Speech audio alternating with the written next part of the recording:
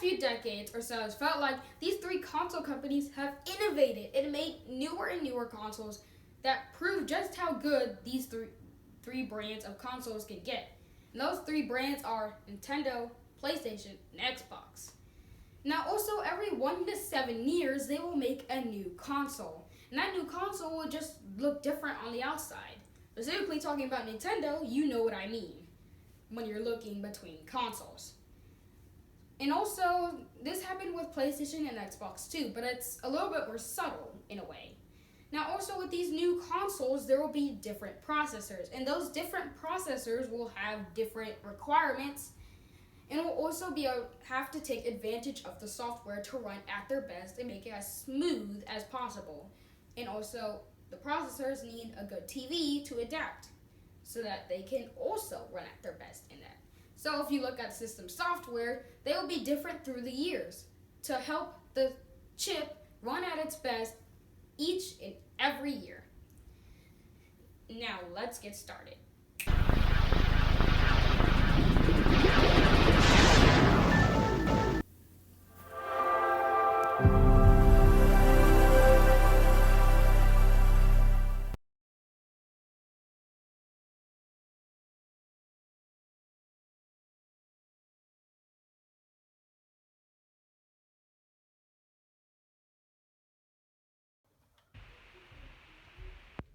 This is the Minecraft mob vote, and he's currently on top of the crab obstacle course. Now, of course, this is on the Xbox Series S, and right now, he's playing Minecraft, as you can clearly tell. Now, what's interesting about Minecraft on the Xbox is how Microsoft made the Xbox company. So, they get to decide whether or not they make it better for Xbox or not. And of course they have, by adding many, many features. Like for example, if you play Minecraft on any other device, Mob Vote will pop up in the middle of the left corner. Now, of course, that's just the basics, but right now he's in the middle of Mob Vote, and we have voted for the penguin. Simply because, what are you doing if you don't? Anyways, so Minecraft clearly runs smoothly on this.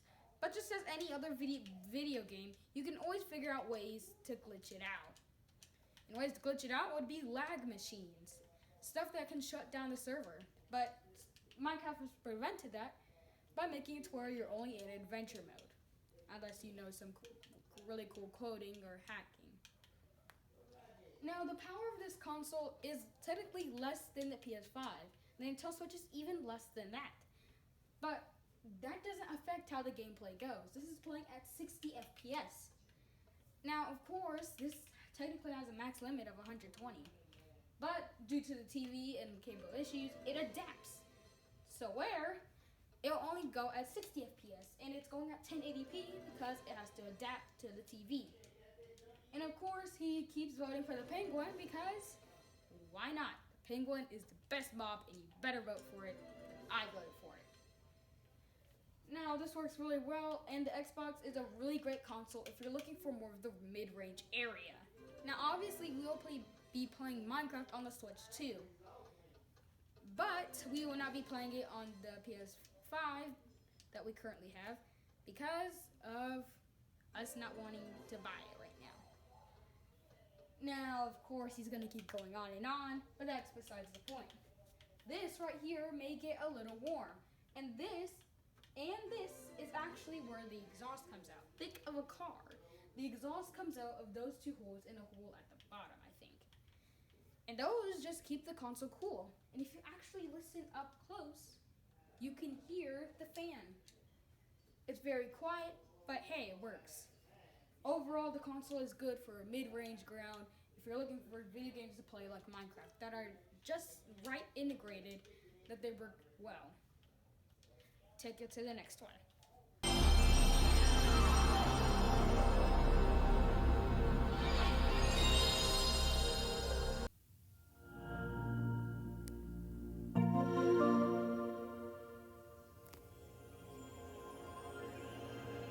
Remember who she was and why you loved her. You always know what to say. That's my job. Call me back. Yeah.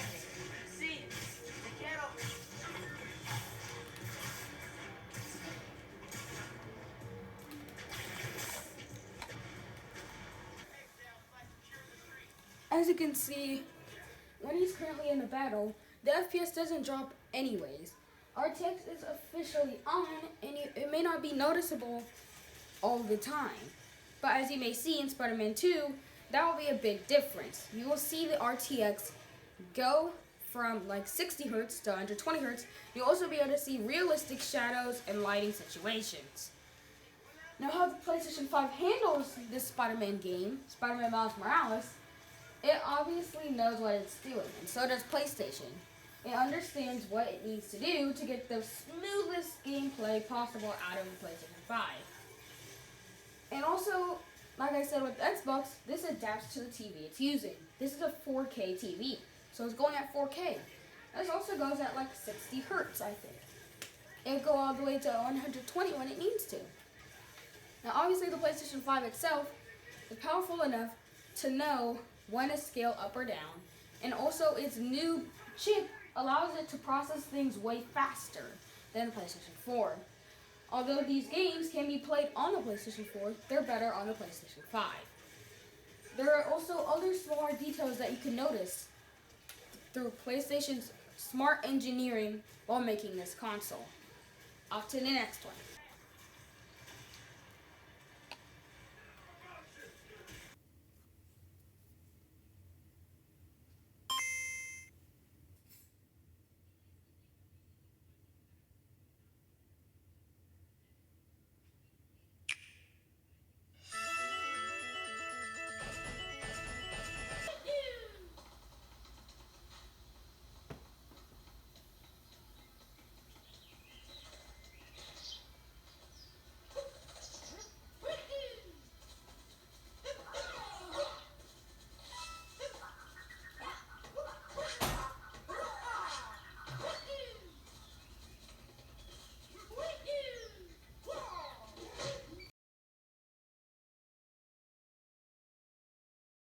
As you can see how the Nintendo Switch handles stuff, the Super Mario Odyssey is one of the best games and runs the smoothest on the Nintendo Switch. This game actually, I think, came out before the Switch. However, nobody knew what console it would go with. Then about a few months later, the Switch was born. And ever since about 2018, 2019, we've had the Switch. Now just remember the day that we got our hands on it. And ever since, Super Mario Odyssey has been the go-to game if you want an open world experience. This is, I guess, the second best open world game that you can get on a console. It's second to Minecraft, because as you know, Minecraft is a way bigger franchise and has caught way more steam than Super Mario Odyssey will ever be able to get. Nonetheless, this is a very good game for those who just want a nice game experience on a lower end of the mid-range spectrum. Now, obviously, the processor is, ever since 2017, the processor has actually been 2 years older than the console itself. So they've taken a bunch of shortcuts when going to the power of the console, but nonetheless, it is still a very good console for you to buy. I recommend the Switch OLED if you want an even better Switch with an even better battery, and also a better screen in general. Now, as you can see, there are a lot of things you can do in an open world game. That's why this game sold so many units, and so did the Switch itself. Now off to the next one. You may have realized over the course of this video that we've gone through all the consoles, and based over all of our opinions, you then get to decide over all of these pieces of information which console is right for you. The PlayStation 5 is the best console if you want the most powerful console and you want the best graphics, because PlayStation 5 goes up to 8K if you have a TV capable of that, which I'm guessing most of you don't, unless you're Marquez. Then of course you will. Anyways, if you want less power, but you still want a powerful console, you might want to go for the X or S. The S is like the mid-range version of the X. It's less powerful than the X, but both of them go up to 4K, so I don't get why there's a huge price bump. Now the Switch is for like if you want portable gaming console on the go. The Switch can also come out of its stock, which none of these other consoles can unless you actually try to, which would be a big pain. But the Switch is best for portable gaming, and it doesn't really require that much Wi-Fi networking, and it also has a long-lasting battery, along with the controllers that are used on the Xbox and on the PlayStation. Now it's time for you to decide. If you think that this video is really good, please hit that like button and please subscribe if you actually liked it. And I'll catch y'all in the next one.